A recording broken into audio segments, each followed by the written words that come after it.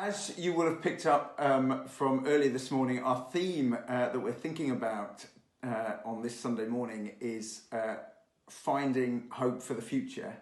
And when I was reflecting on this, I thought that one of the people who I've observed finding hope in an ongoing way is my dad. 2 years ago, we had the sadness of losing my mum. Dad, I know that I guess it would just be good to hear how you have coped over the last 2 years and how you would feel you found hope in this period of your life as well. I think first I must just say how grateful I am for the wonderful 51 years that we had together, and would have loved more, but I just know that, do believe that our time is in God's hands.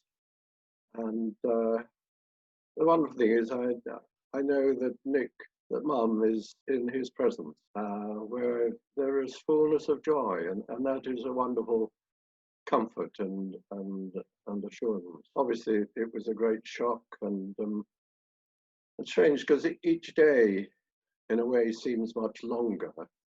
But I can't believe that it's over 2 years now since Mum went, and obviously I greatly miss the companionship. Particularly winter evenings would seem long, and also if I can no longer sort of share the memories that one has. Particularly one's out walking, you think, oh, last time we were here, but no, there's no one there to actually share it with. Yeah. I just feel, no, I want to get on with life and enjoy the family you've been a wonderful sport. And I'd be happy to go any day while I'm here. Just get on with living. I mean, for you now then, in this season of your life, what are the things that you feel like give you a sense of hope and ability to live in an ongoing way, day by day? The danger is on one's own, one can become very self-centered, and you're just living for yourself as such. You cook for yourself and you decide what you're going to do, so without conferring with anyone else. I think what was so helpful was when we had the second service up here with Mum's friends up here said, can't we have a Thanksgiving? Should probably say up here is in Scotland, just because people won't know that you're in Scotland, but yes.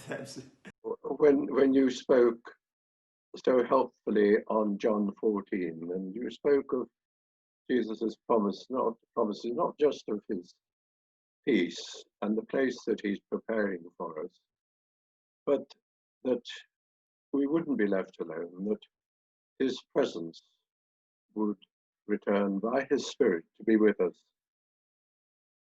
And it's interesting because in the church down in Harwell, where I'm a member, I think it was probably about 4 or 5 months after Mum had died, that they asked if I would be the person being interviewed in the monthly magazine.